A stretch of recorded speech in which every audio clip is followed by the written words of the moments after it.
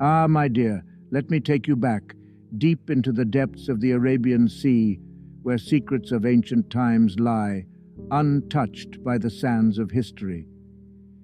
You may have heard of the lost city of Atlantis, but have you ever wondered if we have our own hidden wonder here in India? They call it Dwaraka, the Indian Atlantis. In 1983, a team of divers made an astonishing discovery off the coast of Gujarat. When they plunged into the Arabian Sea, no one expected what they would find. But as they descended, the seabed began to reveal a breathtaking sight. Walls, roads, even statues. A city hidden beneath the waves. A city under the sea. That sounds like something out of a fantasy tale. Yes, it does, doesn't it? And yet, here it was, a real-life sunken city, lying in silence for centuries. The divers and archaeologists who examined it found evidence linking this city to the Mahabharata, one of our oldest epics. They believe this city was once Dwaraka, the legendary home of Lord Krishna himself. Dwaraka was no ordinary city. Imagine a place that could rival the planning of today's most modern cities, roads laid out with precision, grand palaces glimmering in gold, gardens, ponds, and majestic gateways all around. This was the kingdom of Krishna, built not on land, but in the sea itself. Wait, so how did they manage to build a city in the sea thousands of years ago? Well, that's where it gets even more fascinating. According to the Bhagavata Purana, Krishna prayed to the sea god for land to create a safe haven for his people, the Yadavas. Moved by Krishna's devotion, the sea god granted him a stretch of land, 12 yojanas, which is about 150 kilometers. With the help of Lord Vishwakarma, the divine architect, Krishna's vision of Dwaraka came to life. Dwaraka was a beacon of prosperity. After saving his people from the wrath of his enemies in Mathura, Krishna made this city their sanctuary. He brought his family and friends to Dwaraka, creating a paradise filled with joy and peace. But if it was such a magnificent place, how did it end up underwater? Therein lies the tragedy. As with all good things, even this paradise faced its end. A series of curses led to the downfall of the Yadav dynasty and ultimately the destruction of Dwaraka itself. It all began with Gandhari's curse. After the devastating war of the Mahabharata, Gandhari, grieving over the loss of her sons, cursed Krishna. She said that just as her family was destroyed, so too would Krishna's lineage face a similar fate. 36 years after the war, her curse unfolded in an unexpected way.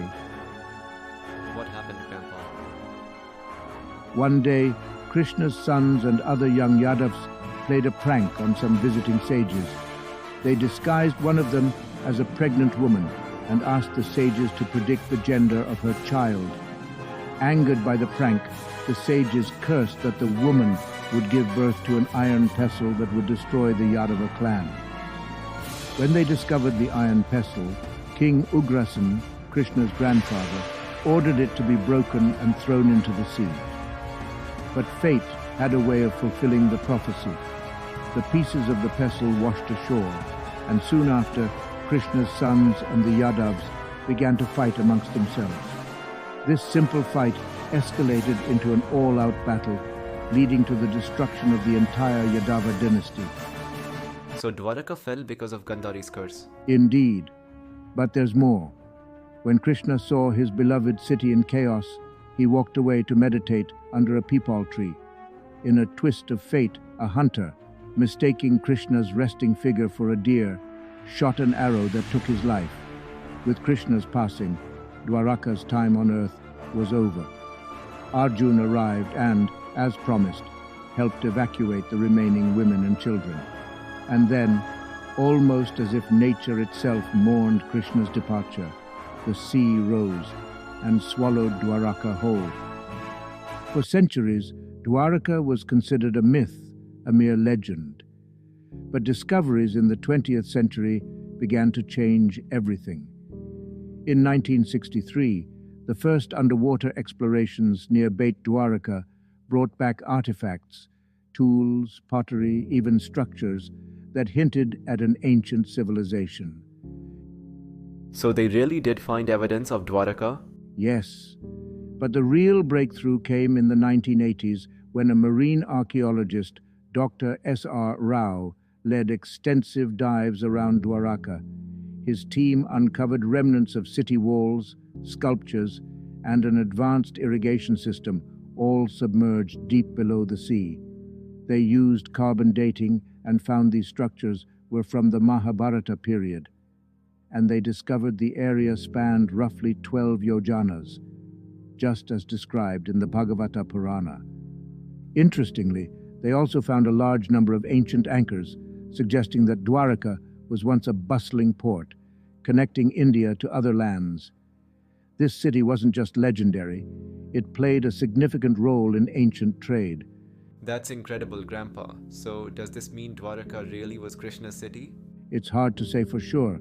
Some believe the evidence is undeniable, while others remain skeptical. But whether it was the exact city of Krishna or not, these discoveries challenge our understanding of history. They suggest that advanced civilizations existed in India long before we ever imagined. So, my dear, is Dwaraka the Indian Atlantis? Perhaps it is, a reminder of a time when myth and reality were not so far apart.